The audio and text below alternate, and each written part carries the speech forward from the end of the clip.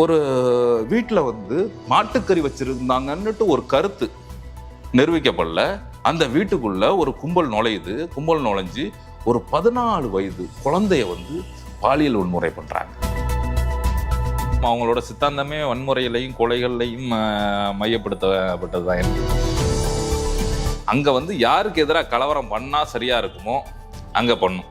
ஒண்ணு இஸ்லாமியர்களுக்கு கிறிஸ்தவர்களுக்கு எதிராக நடக்கும், இல்ல ஒரு ஆதிக்க சாதி பின்புலத்தோட இருக்குன்னா அங்க தலித்துகளுக்கு எதிராக பண்ணும். தமிழ்நாட்டை மூணா உடைச்சி இந்த யூனியன் பிரதேசங்களா மாத்துறது, இந்த பாண்டிச்சேரி போன்று ஏற்கனவே காஷ்மீரை வந்து மூணா உடைச்சாங்கல்ல, அது மாதிரியான 3 துண்டுகளை உடைச்சி யூனியன் பிரதேசங்களா மாற்று. வணக்கம். இன்று நம்முடன் இருக்கும் சிறப்பு விருந்தினர் தமிழ் தேச மக்கள் முன்னணியின் ஒருங்கிணைப்பாளர் தோழர் அருண் ஷோரி அவர்கள். சார் வணக்கம். வணக்கம். இந்த பாரதிய ஜனதா கட்சி துவங்கப்பட்ட நாள் ஏப்ரல் 6. அந்த கட்சியோட அடிப்படை கட்டமைப்பு என்னன்னு நினைக்கிறீங்க சார்? அதோட அரசியல் கட்டமைப்புன்னு பார்த்தீங்கன்னா வந்து வன்முறை, கொலை, நாட்டை பிளவுபடுத்துறது, மக்களை பிளவுபடுத்துறது. ஒரு கட்சியினோட அடிப்படை கட்டமைப்பு வந்து கொள்கை சார்ந்துதான் இருக்கும், மக்களுக்கானதாக தான் இருக்கணும். நீங்க வந்து அப்படியே நேர் எதிராக வந்து வன்முறையும் வெறுப்புன்னு சொல்றீங்க, அது எப்படி சார்? சித்தாந்தம் சார்ந்ததுதான். சித்தாந்தம், அவங்களோட சித்தாந்தமே வன்முறையிலையும் கொலைகள்லையும் மையப்படுத்தப்பட்டதுதான். என்னன்னா வரலாற்று ரீதியா பாத்தீங்கன்னா பிஜேபிங்கிறது RSSோட வெகுஜன அமைப்பு. இங்க வந்து எப்படி அவங்க கால் ஊன்னாங்க, ஒவ்வொரு பகுதிகள்லையும் ஒவ்வொரு மாநிலங்கள்லையும் ஒவ்வொரு ஊர்கள்லையும் அவங்க வந்து எப்படி கால் ஊன்னாங்கன்னு நம்ம பார்க்க போனா, ஏதோ ஒரு வன்முறையின் வாயிலா அவங்க வந்து கால் ஊனியிருப்பாங்க. இல்லாட்டி அவங்க அங்க அமைப்பை தொடங்கணும்னா அங்க ஒரு வன்முறை நடந்திருக்கும். ஏதோ ஒண்ணு கம்பல்சரி. இவங்க வந்து கால் ஊன்னத்துக்கு பிறகு வன்முறை நடக்கும், அல்லது வன்முறை நடந்தா அதன் வாயிலாக இவங்க உள்ள நுழைவாங்க. இதுதான் வந்து எல்லா இடத்துலையும் நடந்ததா இருக்கு.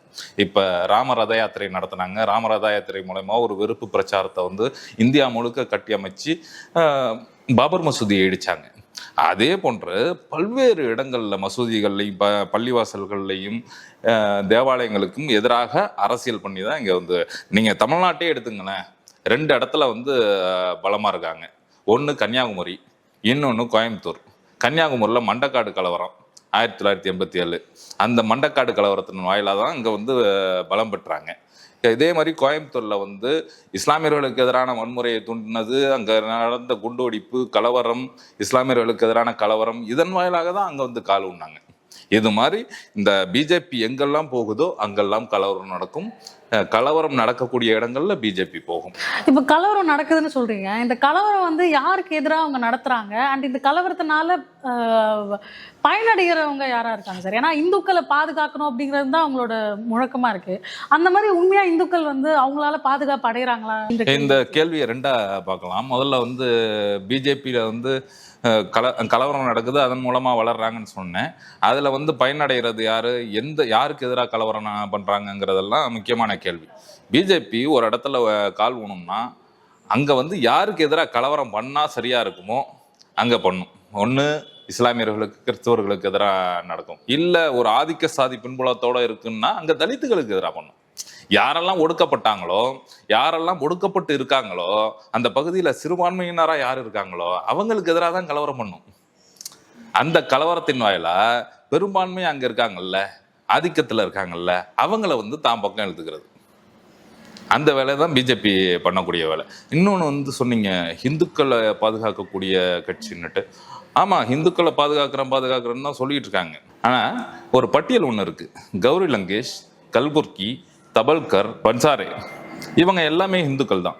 இவங்கெல்லாம் கொல்லப்பட்டாங்க. யாரால கொல்லப்பட்டாங்க? இந்த RSS பிஜேபி பின்புலத்தில் இருக்கக்கூடிய நபர்களால கொல்லப்பட்டாங்க. ஏன் கொல்லப்பட்டாங்க? இவங்கெல்லாம் வந்து கேள்வி கேட்டாங்க. இந்த வலதுசாரி அரசியலுக்கு எதிராக கேள்வி கேட்டாங்க, மூட நம்பிக்கைக்கு எதிராக கட்டுரைகள் எழுதினாங்க. இந்த நடக்கக்கூடிய இந்துத்துவ பின்புலத்திலான கலவரங்களுக்கு எதிராக, இந்த அரசியலுக்கு எதிராக இவங்க பேசினாங்க. அந்த பேசினத்துக்காக கொன்று குவிக்கப்பட்டாங்க. இது மாதிரி ஒரு பெரிய பட்டியலை வந்து இந்தியா முழுக்க எடுத்துக்கிட்டே போகலாம். அவங்க தொடர்ந்து வந்து அவங்கள வந்து ரொம்ப புனிதர்களா காட்டிக்கிறாங்க, கடவுள் நம்பிக்கை உள்ள மனிதர்களா காட்டிக்கிறாங்க. அப்ப அவங்க வந்து வன்முறைக்கு எதிரான ஒரு ஆளா தான் இயல்பா இருப்பாங்கன்னு நம்ம எதிர்பார்ப்போம். ஏன்னா கடவுள் நம்பிக்கை அப்படின்றது ஒரு புனிதம் சார்ந்து இயங்குறவங்க வந்து அப்படிதானே இருக்கணும் ஆப்வியஸா. ஸோ இது ரொம்ப முன்னுக்கு முரணா கான்ட்ரடிக்டிங்கா இல்லையா? ஒரு பக்கம் வந்து கடவுள் நம்பிக்கை பேசிட்டு புனிதம்னு பேசிட்டு இன்னொரு பக்கம் வந்து வன்முறையை வந்து கொலை பண்ற அளவுக்கு அவங்க போறாங்க அப்படிங்கிறது. இங்க கடவுள் நம்பிக்கையை வந்து ரொம்ப பிரச்சாரம் பண்றாங்கல்ல, அவங்க இந்த ஆன்மீகத்தை ரொம்ப பிரச்சாரம் பண்றவங்க, இவங்களுக்கெல்லாம் பெரிய அளவுல கடவுள் நம்பிக்கை எல்லாம் இருக்கிறது இல்ல. அதை தாண்டி வந்து இவங்கெல்லாம் வந்து ரொம்ப அமைதியானவர்கள், சாந்தமானவர்கள்ங்கிற ஒரு கட்டமைப்பை கட்டியெழுப்புறதே ஒரு கேள்வியா தான் இருக்கு. இது நடைமுறையில யதார்த்தத்துல இது உண்மையா இருக்கிறது இல்ல. அவங்க வந்து முழுக்க முழுக்க வந்து தன்னுடைய கட்டமைப்பை பாதுகாக்கிறதுக்கும் தன்னுடைய கட்டமைப்பை பெரிய அளவுல கொண்டு போறதுக்கும் வன்முறையை மட்டுமே நம்பியிருந்தாங்க, கொலைகளை மட்டுமே நம்பியிருந்தாங்கிறது தான் தொடர்ச்சியான வரலாறு. இதை வந்து யாராலையும் மறுக்க முடியாது. தமிழ்நாட்டில் வந்து பிஜேபியோட வளர்ச்சி அப்படிங்கிறது வந்து ரொம்ப ஸ்லோவாக தான் இருக்குது அப்படின்னு நம்ம பார்க்குறோம், மற்ற ஸ்டேட்ஸ் வந்து இந்தியாவில் கம்பேர் பண்ணும்போது. அதுக்கான காரணம் என்னன்னு நினைக்கிறீங்க? அவங்க இதுக்கப்புறமா என்ன மாதிரியான விஷயங்கள்லாம் வந்து பண்ணுவாங்க தமிழ்நாட்டில் வளர?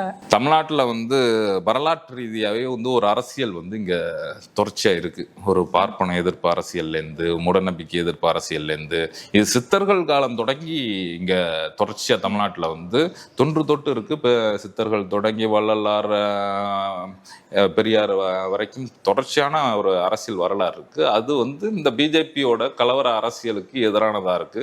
இந்த கலவர அரசியல் வந்து இங்க வந்து வளர விடாம தடுத்து நிறுத்தியிருக்கு. இவங்க வந்து தமிழ்நாட்டில் வளர்றதுக்கு வந்து பல்வேறு வியூகங்களை வகுத்துக்கிட்டு தான் இருக்காங்க. என்னன்னா வந்து முதல்ல அவங்க வந்து தொடர்ச்சியா பேசிட்டு இருக்கிறது வந்து தமிழ்நாட்டை மூணா உடைக்க போறாங்க. தமிழ்நாட்டை மூணா உடைச்சி இந்த யூனியன் பிரதேசங்களா மாத்துறது. இந்த பாண்டிச்சேரி போன்று ஏற்கனவே காஷ்மீரை வந்து மூணா உடைச்சாங்கல்ல, அது மாதிரியான 3 துண்டுகளை உடைச்சி யூனியன் பிரதேசங்களை மாத்தினா இந்த அரசியல் வலிமை இருக்குல்ல, தமிழ்நாட்டில் இருக்கக்கூடிய அரசியல் வலிமை வந்து முழுக்க முழுக்க வந்து மட்டுப்படுத்தப்படும். இவங்க வந்து ஒரு எம்எல்ஏக்களை எம்பிஏக்களை வந்து நியமன எம்பிக்கள் நியமன எம்எல்ஏக்கள் மூலமா தன்னுடைய அதிகாரத்தை வந்து இங்க கோல வச்ச ஆரம்பிப்பாங்க. அதன் மூலமா ஆட்சி அதிகாரத்தை பிடிப்பாங்க. இன்னொரு வழிமுறை, இந்த அதிமுகவை வந்து துண்டு துண்டா உடைச்சாங்கல்ல, இது மாதிரியான கட்சிகளை வந்து துண்டு துண்டா உடைக்கிறது. கிருஷ்ணசாமி போன்றவர்களை தன்னுடைய கைப்பாவைகளா மாத்தினாங்க. ஒட்டு மொத்தமா கிட்டத்தட்ட கிருஷ்ணசாமியோட அமைப்பே அழிச்சிட்டாங்க. அழிச்சு தன்னுடைய அமைப்புகளை மாத்திட்டாங்க. இன்னைக்கு வந்து பாமக ரெண்டா உடைச்சி அன்புமணியை வந்து தன்னுடைய பாக்கெட்டுக்குள்ள வச்சுட்டாங்க. இது மாதிரியான இருக்கக்கூடிய ஒரு அரசியல் பின்புலத்தோட இருக்கக்கூடிய கட்சிகள் எல்லாம் துண்டு துண்டா உடைச்சி தன்னுடைய நபர்களா மாத்துறது, இது மாதிரி பல்வேறு யுக்திகளை வந்து பிஜேபி கடைபிடிக்குது. எதுவுமே நேர்மையான வழிமுறை கிடையாது. அதுதான் இங்க முக்கியமான விஷயம். எந்த ஒரு வழிமுறையும் நேர்மையான வழிமுறை கிடையாது. எல்லாமே குறுக்கு வழி, கொள்ளையடிக்கிறது, கொலை பண்றது, வன்முறையை தூண்டுறது, மற்ற கட்சிகளை உடைக்கிறது, நாட்டை உடைக்கிறது, மாநிலத்தை உடைக்கிறது, இது மாதிரியான அத்தனை விதமான தகுடுதத்த வேலைகளையும் அத்தனை விதமான குறுக்கு வழிகளையும் கடைபிடிச்சு தான் தமிழ்நாட்டிலையும் வளர்றதுக்கான முயற்சி எடுக்கிறாங்க. இப்போ வந்து தமிழ்நாட்டில் வளர்ந்தாங்கன்னா இங்கே என்ன நடக்குங்கிறது தான் நமக்கு இருக்கக்கூடிய முக்கியமான கேள்வி. இப்போ ஏற்கனவே வந்து வட மாநிலங்களில் பல்வேறு மாநிலங்கள் ஆட்சி அதிகாரத்தில் இருக்காங்க. அவங்களுடைய அரசியல் கோலோச்சு இருக்கு. இங்கெல்லாம் தொடர்ச்சியாக என்ன நடந்துகிட்டு இருக்கு? இந்த மாப் லிஞ்சிங்னுட்டு ஒரு படுகொலை, அதாவது கும்பல் வன்முறை, கும்பல் படுகொலைங்கிறது வந்து வட மாநிலங்களில் வடநாடுகளில் வந்து பரவலாக இருக்கக்கூடியது. எல்லா மாநிலங்கள்லையும் இருக்கக்கூடிய ஒரு கலாச்சாரமாகவே சொல்லலாம். என்னன்னா வந்து ஒரு வீட்டில் வந்து மாட்டுக்கறி வச்சிருந்தாங்கன்னுட்டு ஒரு கருத்து நிரூபிக்கப்படல. அந்த வீட்டுக்குள்ள ஒரு கும்பல் நுழையுது. கும்பல் நுழைஞ்சு ஒரு 14 வயது குழந்தைய வந்து பாலியல் வன்முறை பண்றாங்க ஹரியானால. அங்க இருந்த ஆண்கள் எல்லாம் அடிச்சு ரொம்ப காயப்படுத்துறாங்க. பெண்கள் எல்லாரையும் பாலியல் வன்முறை பண்றாங்க. அதுல ஒரு 14 வயது குழந்தையும் இருக்கு. ஒருத்தர் வீட்டுல முகமது அக்லக், அவர் வீட்டில் மாட்டுக்கறி வச்சிருந்தாருன்னுட்டு ஒரு கருத்தை வச்சுக்கிட்டு உள்ள பூந்து அவரை கொலை பண்ணிடுறாங்க. உள்ள பூந்து அடிச்சு கொலை பண்றாங்க. ஆனா கடைசியில வந்து எல்லா ஆய்வுகளும் முடிச்சுட்டு அது அவர் வச்சிருந்தது ஆட்டுக்கறின்னு சொல்றாங்க. அவங்க வந்து ஒரு கருத்தை சொல்றாங்க. அப்புறம் இது 2 பேர் மாடுகளை கடத்துறாங்கன்னுட்டு ஒரு கருத்தை உருவாக்குறாங்க. அந்த கருத்தின் அடிப்படையில் அவங்க 2 பேரையும் கொண்டுடுறாங்க. இது மாதிரியான மாப் லிஞ்சிங், கும்பல் கொலைகள், கும்பல் வன்முறை இது வந்து வட மாநிலங்கள்ல சர்வசாதாரணமா இருக்கு. இதுதான் இவங்களோட அரசியல் வந்து அங்க வளர்த்து விட்டு இருக்கக்கூடிய விஷயங்கள். அதை வந்து காவல்துறை கண்டுக்கிறது இல்ல, அரசு நிர்வாகம் கண்டுக்கிறது இல்ல. அதே போன்ற நிகழ்வுகள் தமிழ்நாட்டிலையும் நாளைக்கு நடக்கும். அதுதான் நம்மளுடைய மிகப்பெரிய அச்சமா இருக்கு.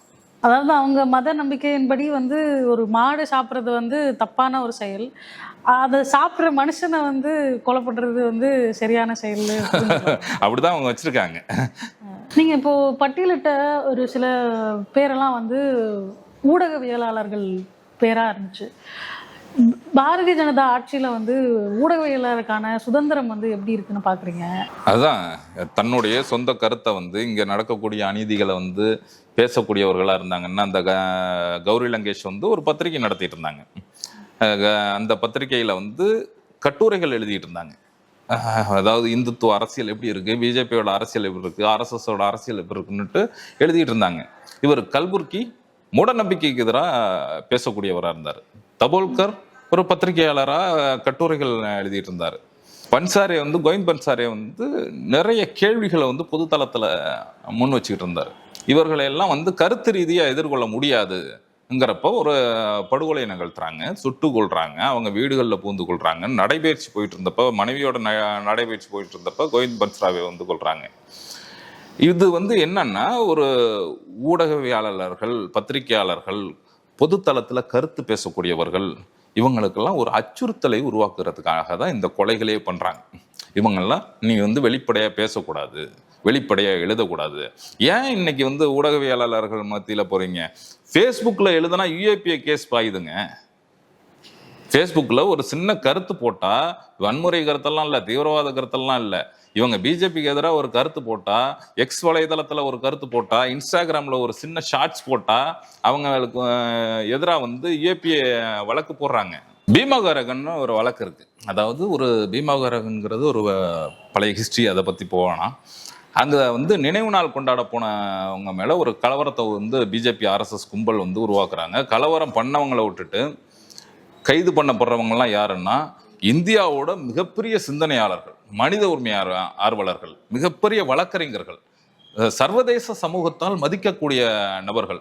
இதுல வந்து கூத்து என்னன்னா, அம்பேத்கரோட மகள்வழி பேரன் ஆனந்த் டெல்டும்டே இந்த அரசியலமைப்பு சட்டத்தை நமக்கு கொடுத்த அம்பேத்கரோட மகள்வழி பேரன் ஆனந்த் டெல்டும்டே அந்த வழக்கில் கைது செய்யப்பட்டார்.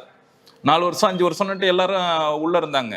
சுதா பரத்வாஜ்ங்கிறவரு மிகப்பெரிய வழக்கறிஞர் பெண்ணு, அவங்க கைது செய்யப்பட்டாங்க.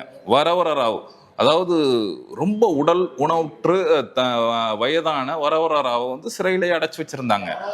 ஸ்டான் சாமிங்கிற 84 வயசு பாதிரியார் பழங்குடியின மக்களோட உரிமைக்காக போராடிக்கிட்டு இருந்தார். அந்த மக்கள்லாம் படிக்கணும், நல்ல வேலைகளுக்கு போகணும், அந்த மக்களோட வாழ்வியல் மேம்படணும்னுட்டு பாடுபட்டுக்கிட்டு இருந்த ஸ்டான் சாமிங்கிற பாதிரியார், அவர் வந்து சிறையில் அடைக்கப்பட்டார். அவருக்கு பார்க்கின்சன்கிற ஒரு நோய் இருந்துச்சு. அதாவது கை ஆடிக்கிட்டே இருக்கும், ஒரு நரம்பு சம்பந்தப்பட்ட நோய். அதனால வந்து ஒரு தண்ணி குடிக்கிறதுக்கான ஸ்ட்ரா கேட்டார். அந்த ஸ்ட்ரா கூட கொடுக்காம இந்த அரசு அவர்களை படுகொலை பண்ணுச்சு. இது மாதிரி இந்த வழக்கில் இருக்கவங்க எல்லாருமே, இந்த 16 பேருமே சமூகத்தால் மதிக்கக்கூடிய நபர்கள், சர்வதேச சமூகத்தால் அடையாளம் காணப்பட்ட நபர்கள், ஒரு மனித உரிமை ஆர்வலர்கள், வழக்கறிஞர்கள், பத்திரிகையாளர்கள், பேராசிரியர்கள். இது மாதிரியான நபர்கள்லாம் அவங்களால வந்து சர்வசாதாரணமாக வழக்கில் தூக்கி போட முடியுது. இந்த சமூகத்தை வந்து அப்படியான ஒரு கட்டமைப்பை உருவாக்கிட்டு இருக்காங்க. நீதிமன்றத்தை தன்னுடைய கட்டுப்பாட்டில் வச்சிருக்காங்க, எலெக்ஷன் கமிஷனை தன்னுடைய கட்டுப்பாட்டில் வச்சிருக்காங்க. அனைத்தையும் தன்னுடைய கட்டுப்பாட்டுக்குள்ள வச்சுக்கிட்டு யாரை வேணாலும் கேள்வி கேட்கலாம், யாரை வேணாலும் சுட்டு கொள்ளலாம், யாரை வேணாலும் கொலை பண்ணலாங்கிற மாதிரியான, எங்க வேணாலும் வன்முறையை நடத்தலாங்கிற மாதிரியான ஒரு கட்டமைப்பை நோக்கி இவங்க நகர்ந்துகிட்டு இருக்காங்க. அதுதான் நமக்கு ஒரு மிகப்பெரிய அச்சமா இருக்கு. இங்க தமிழ்நாட்டுல வந்தாங்கன்னா, இது வரைக்கும் வடநாட்டுல நடக்கக்கூடிய விஷயங்கள் தமிழ்நாட்டிலையும் நாளை நடக்கும். தமிழ்நாட்டிலையும் இதே போன்ற வன்முறைகள் நடக்கும், யாரை வேணாலும் கொலை பண்ணுவாங்க. தமிழ்நாட்டு மேல மிகப்பெரிய அவங்களுக்கு ஒரு வஞ்சனையே இருக்கு, மிகப்பெரிய ஒரு கோபம் இருக்கு. யாரை வந்து கொண்டு குவிப்பாங்கன்னுட்டு கேட்கவே முடியாது நம்ம. அப்படியான ஒரு மிகப்பெரிய அச்சுறுத்தல் நமக்கு வந்துகிட்டு இருக்கு. அதனாலதான் வந்து நம்ம வந்து பிஜேபியை வந்து தமிழ்நாட்டுக்குள்ள நுழையவே விடக்கூடாதுங்கிற அரசியலை முன்னெடுத்து நாம வந்து வேலை செஞ்சுக்கிட்டு இருக்கோம். நீங்க சொன்னது எல்லாமே வந்து இந்திய அரசியலமைப்பு சட்டத்துக்கே எதிரான விஷயங்களா இருந்துச்சு. அதாவது நீதித்துறையில கையில வச்சுக்கிறது, எலெக்ஷன் கமிஷனை கையில வச்சுக்கிறது, ஒரு மதத்தை வந்து பரப்புறது, இது எல்லாமே வந்து ஒரு ஒரு மதத்தை பரப்புறது வந்து ஒரு கவர்மெண்ட் செய்யக்கூடாது இந்திய கான்ஸ்டியூஷன் படி. இது எல்லாமே இந்திய அரசியலமைப்பு சட்டத்துக்கே எதிராக இருக்கு. ஒரு ஆளுங்கட்சியா இருக்கிறவங்க எப்படி இந்த மாதிரியான செயலில் வந்து ஈடுபட முடியுது? அவங்க எப்படி வந்து அந்த சட்டத்துக்கு உட்பட்டு இதெல்லாம் பண்றாங்க அப்படின்னு நினைக்கிறீங்க? சட்டத்துக்கு உட்பட்டெல்லாம் பண்றது இல்லைங்க. இவங்க வந்து இந்திய அரசியலமைப்பு சட்டத்தையே மாத்துறதுக்கான முயற்சி எடுக்கிறாங்க. இதுல வரக்கூடிய சமத்துவம், சகோதரத்துவம், இந்த வார்த்தைகள் மேலெல்லாம் அவங்களுக்கு வந்து மிகப்பெரிய மாற்று கருத்து இருக்கு, காழ்ப்புணர்ச்சி இருக்கு. இந்த வார்த்தைகள்லாம் தூக்கணுங்கிறாங்க. சோசியலிசம்ங்கிற வார்த்தையை தூக்கணுங்கிறாங்க. இந்த பிரிகாம்பிள்ல வரக்கூடிய வார்த்தைகள் எல்லாமே தூக்கணுங்கிறாங்க. இந்திய அரசியலமைப்பு சட்டத்தை மாத்தணுங்கிறது அவங்களோட மிக முக்கியமான பிரச்சாரம். அப்படி இருக்க பட்சத்துல இவங்க எந்த சட்டத்துக்கும் உட்பட்டெல்லாம் கிடையாது. சட்டத்தை பாதுகாக்கக்கூடிய அமைப்பு வடிவங்கள் எல்லாத்தையும் தன்னுடைய கட்டுப்பாட்டுக்குள்ள வச்சுக்கிட்டு எல்லா வன்முறைகளையும், எல்லா சட்ட மீறல்களையும், எல்லா விதமான அத்துமீறல்களையும் இந்த பிஜேபி ஆர்எஸ்எஸ் கும்பல் பண்ணிட்டு இருக்காங்கிறது தான் உண்மை.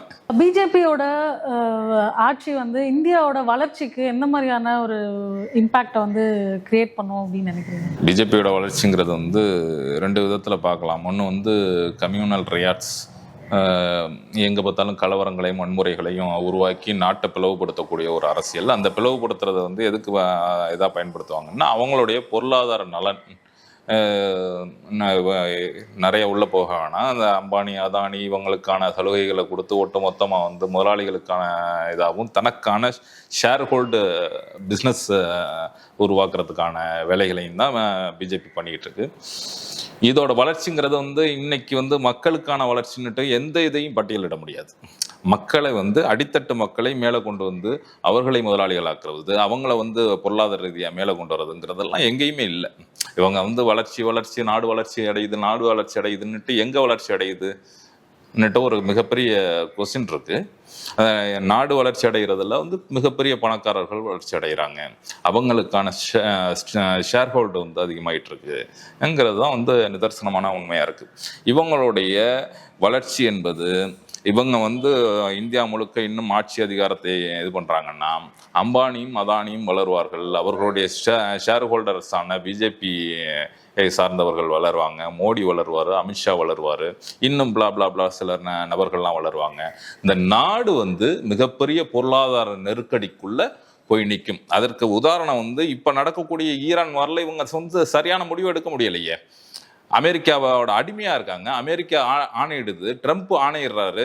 அதை வந்து எந்த பதிலும் பேசாம கை கட்டி வாய்மூடி நின்றுட்டு இருக்கக்கூடிய மோடியால எந்த ஒரு வளர்ச்சியை நோக்கி கொண்டு போக முடியும்? இந்த வந்து முழுக்க ஒரு பொருளாதார நெருக்கடிகளால் நிறைந்த நாடா இந்த மக்களால எதையும் வாங்க திறனற்ற மக்களா மாறி ஒரு ஆப்கானிஸ்தான் போன்ற, பாகிஸ்தான் போன்ற, இன்னும் ஆப்பிரிக்க நாடுகள் போன்ற மிக வளர்ச்சி குன்றிய, மிக பொருளாதார நெருக்கடிக்குள்ளான, பஞ்சமும் பட்டினியும் சூழக்கூடிய மக்களாக, நாடாக இந்த நாடு மாறப்போகுது. அதுதான் பிஜேபியோட வளர்ச்சியில் நடக்கக்கூடிய வளர்ச்சி என்பது.